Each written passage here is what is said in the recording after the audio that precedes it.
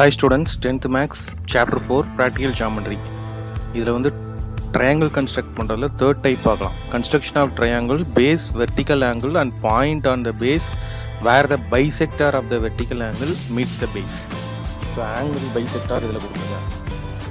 First median கொடுத்தோம், பார்த்தோம், அப்புறம் ஆல்டிடியூட் பார்த்தோம். இப்போ வந்து நம்ம ஆங்கிள் பைசெக்டார் கொடுத்தா எப்படி ட்ரையாங்கிள் வரைகிறது அப்படின்றத பார்க்கலாம். ஸோ இந்த டைப்பில் நம்ம வந்து கொஷின் எடுத்துக்கலாம்.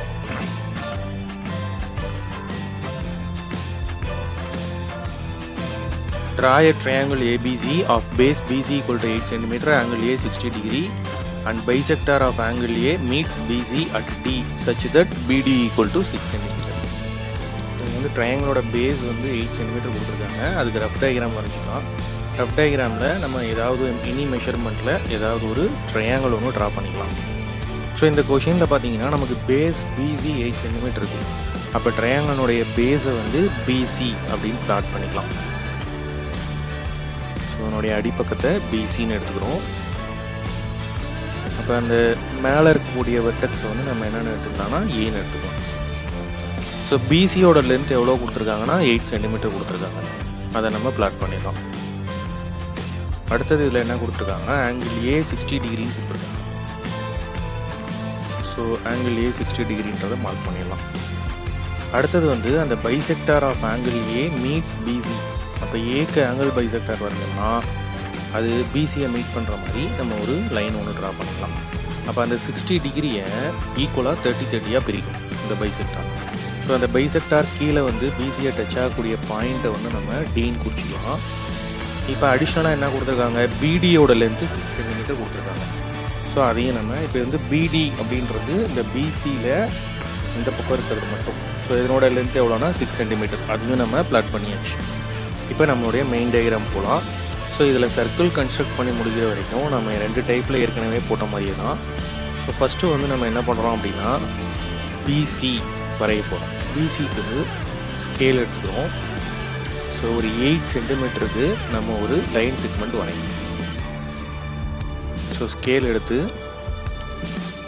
ஸோ 0லேருந்து 8 வரைக்கும் நம்ம 8 சென்டிமீட்டர் வர மாதிரி ஒரு லைன் செக்மெண்ட் ஒன்று வரைச்சிக்கணும்.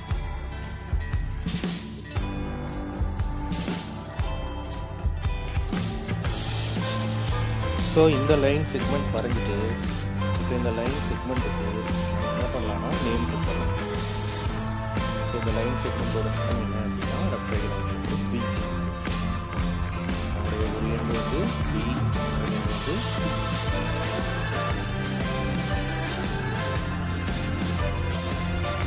என்னுடைய லென்த் எவ்வளோனா 8 cm. ஸோ இதெல்லாம் நம்ம கரெக்டாக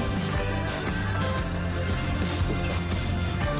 இப்போ அடுத்ததாக நம்ம செய்ய வேண்டியது ஆங்கிள் பி இருக்கு இல்லையா. ஸோ அந்த இடத்துல ஆங்கிள் இங்கே எவ்வளோ கொடுத்துருக்காங்க, 60 டிகிரி கொடுத்துருக்காங்க. அப்போ நம்ம என்ன பண்ணுறோம்னா ப்ரொடக்டர் எடுத்துக்கணும், அதை தலையில் பிரித்து வச்சுருக்கோம். பிரித்து வச்சு பிங்கிற பாயிண்டில் வச்சு ஒரு வே வரையும். எத்தனை டிகிரினா 60 டிகிரி. நம்ம ப்ரொடக்டரில் ரைட் ஹேண்ட் சைடு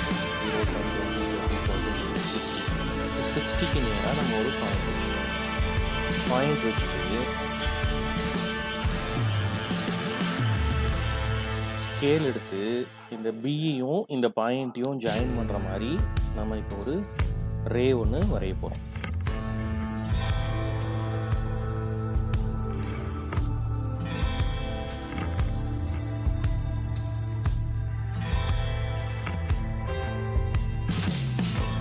ஸோ இந்த ரே வரைஞ்சாச்சு.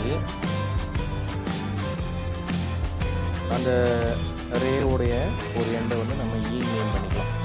ஸோ அப்போ பிங்கிற ரே வரைஞ்சாச்சு. இப்போ ஆங்கிள் சிபிஇ இல்லையா, அதனுடைய லென்த் எவ்வளோ அப்படின்னா அதனுடைய ஆங்கிள் எவ்வளோனா 60 டிகிரி.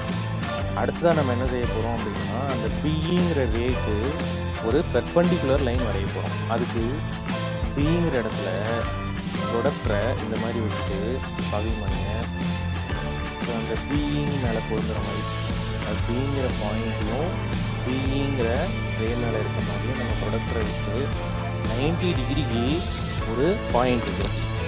ஸோ அந்த 90 டிகிரியில் ஒரு பாயிண்ட் வச்சு அது நேராக இன்னொரு ரே நம்ம வரையலாம். ஸோ ஃபஸ்ட்டு 90 டிகிரியில் ஒரு பாயிண்ட் ஆட் பண்ணிக்கலாம். இப்போ பியிலேருந்து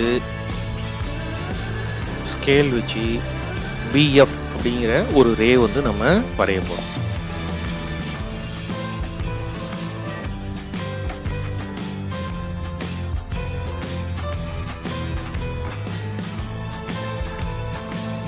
ஸோ இதை வந்து நம்ம எஃப் அப்படின்னு பிளாட் பண்ணிக்கலாம்.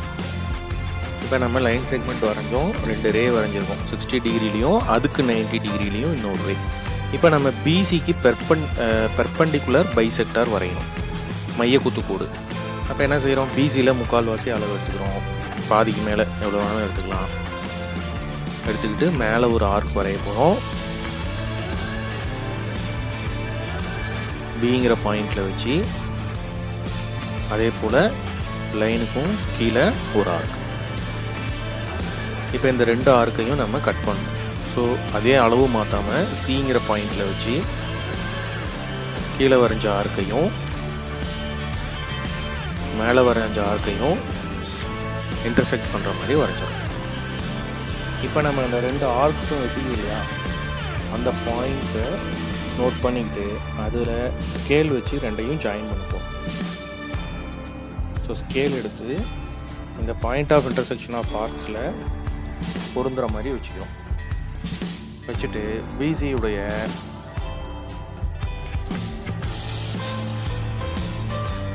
பர்பெண்டிகுலர் பைசெக்டாரை நம்ம இதை வரையப்போம், மைய குத்துக்கோடு.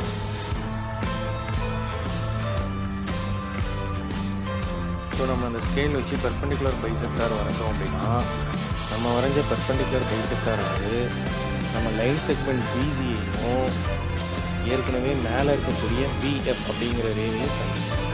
ஸோ அந்த பாயிண்ட்ஸை பிஎஃப் சந்திக்கிற பாயிண்ட்டை ஓனும், பிசியை சந்திக்கிற பாயிண்ட்டை ஜி அப்படின்னு பிளாட் பண்ணுவோம். ஸோ அடுத்ததான் நம்ம செய்ய வேண்டியது என்னென்னா சர்க்கிள் வரையணும். ஸோ நம்ம கேம்பஸ் எடுத்துக்கலாம். ஓபி அல்லது ஓசி ரெண்டில் ஏதாவது ஒன்று ரேடியஸாக இருக்கிற மாதிரி நம்ம கேம்பஸை ஃபிக்ஸ் பண்ணிடுவோம். ஸோ கேம்பஸோடைய ஷார்ப் எட்ஜை ஓல வச்சுட்டு ஓபி அல்லது ஓசி ரெண்டும் ஈக்குவலாக தான் இருக்கும். ஸோ அதில் ஏதாவது ஒன்று நம்ம மெஷர் பண்ணிக்கிறோம்.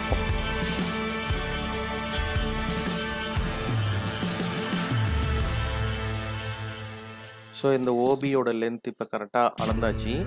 இப்போ என்ன செய்ய போகிறோம், ஒரு சர்க்கிள் ஒன்று ட்ரா பண்ணுறோம். இந்த சர்க்கிளோடைய சர்க்கம்ஃபரன்ஸ் வந்து பார்த்திங்கன்னா பிசி வழியாக போகும். நம்ம வரைஞ்ச அந்த ரே இருக்கு இல்லையா, அதாவது பெர்பெண்டிகுலர் பைசெக்டார், அந்த பெர்பெண்டிகுலர் பைசெக்டாரை கீழே ஒரு பாயிண்டில் சந்திக்குது இல்லையா, சர்க்கிளும் அந்த பெர்பெண்டிகுலர் பைசெக்டாரும் சந்திக்கக்கூடிய அந்த பாயிண்ட்டை நம்ம ஐன்னு பிளாட் பண்ணிக்கிறோம். போன 2 டைப்லேயும் நம்ம இந்த மாதிரி போட்டுக்க மாட்டோம். இங்கே ஆங்கிள் பைசெக்டார் கொடுத்துருக்கனால நம்ம இதை வந்து ஐன்னு பிளாட் பண்ணிக்கிறோம். அடுத்தது நமக்கு பிடி வந்து 6 சென்டிமீட்டர் கொடுத்துருக்காங்க. ஸோ ஸ்கேல் எடுக்கிறோம், ஒரு 6 சென்டிமீட்டருக்கு கேம்பஸில் நம்ம அளந்து வச்சுக்கிறோம். அப்போ பியிலேருந்து டிங்கிற பாயிண்ட் ஆனது 6வது சென்டிமீட்டரில் இருக்குது. ஸோ இப்போ கேம்பஸை எடுத்து நம்ம பிங்கிற பாயிண்ட் மேலே வைக்க போகிறோம். வச்சு 6 சென்டிமீட்டர் அளந்தாச்சு. அந்த இடத்துல ஒரு ஆர்க் ஒன்று வரைஞ்சிக்கலாம், பிசியை கட் பண்ணுற மாதிரி. இப்போ இந்த பிசியை கட் பண்ண இந்த பாயிண்ட்டை வந்து நம்ம என்னென்னு பிளாட் பண்ணோம் அப்படின்னா டீன் பிளாட். ஸோ அந்த பாயிண்ட்டை நம்ம டீன் பிளாட் பண்ணி இப்போ நம்ம வந்து ஏங்கிற வெர்டெக்ஸை குறிச்சா தான் ட்ரையாங்கிள் கம்ப்ளீட் பண்ண முடியும். ஸோ அதுக்கு என்ன செய்கிறோம் அப்படின்னா ஐடி இருக்கு இல்லையா, அந்த இதனுடைய லென்த் 6 சென்டிமீட்டர் எடுக்கலாம். பிடியோட லென்த் வந்து 6 சென்டிமீட்டர். இப்போ என்ன பண்ணுறோன்னா ஸ்கேல் எடுத்து இந்த ஐடி வழியாக ஒரு லைன் செக்மெண்ட் லைன் வரையும். அந்த லைன் வந்து கீழே நம்ம ஐயில் ஆரம்பிச்சு போதும், பட் மேலே வந்து சர்க்கிளை கட் ஆகிற மாதிரி நம்ம வரையணும். ஸோ ஐடிக்கு நேராக வச்சுட்டு அந்த ஐடி வழியாக ஒரு சர்க்கிளை கட் ஆகிற மாதிரியான ஒரு லைன் வரையணும்.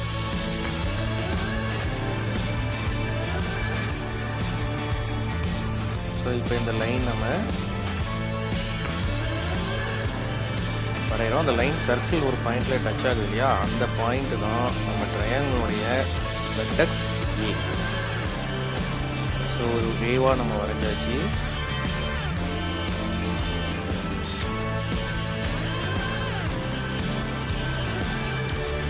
ஐயிலிருந்து டி வழியாக வரையப்பட்ட இந்த வே ஆனது சர்க்கிளை டச் ஆகுது இல்லையா, அந்த பாயிண்ட்டை குறித்து அந்த பாயிண்ட்டுக்கு என்ன நேம் பண்ணிக்கலாம்னா ஏ நேம் பண்ணிக்கலாம். ஸோ இதுதான் வெர்டெக்ஸ் ஏ. இப்போ நம்ம ட்ரையாங்கிள் கம்ப்ளீட் பண்ண என்ன செய்யணும், ஏபியையும் ஏசியையும் ஜாயின் பண்ணணும். இப்போ நம்ம ஸ்கேல் எடுத்து ஏபி ஜாயின் பண்ணுறோம். இதே போல் ஏசியையும் ஜாயின் பண்ணுறோம். இப்போ நமக்கு தேவையான ட்ரையாங்கிள் ஏபிசி கிடைக்கும். ஸோ இவ்வளோ தான் வந்து ஆங்கிள் பைசெக்டார் கொடுத்தா நம்ம ட்ரையாங்கிள் கன்ஸ்ட்ரக்ட் பண்ணுறது. ஸோ இப்போ இந்த ஆங்கிள் ஏ 60 டிகிரி இருந்துச்சு இல்லையா, இப்போ நம்ம வரைஞ்ச அந்த ஏடிஐ அப்படிங்கிற லைன் வந்து பார்த்தீங்கன்னா அந்த ஆங்கிளை 30-30 ஈக்குவல் பார்ட்ஸாக பிடிக்கும்.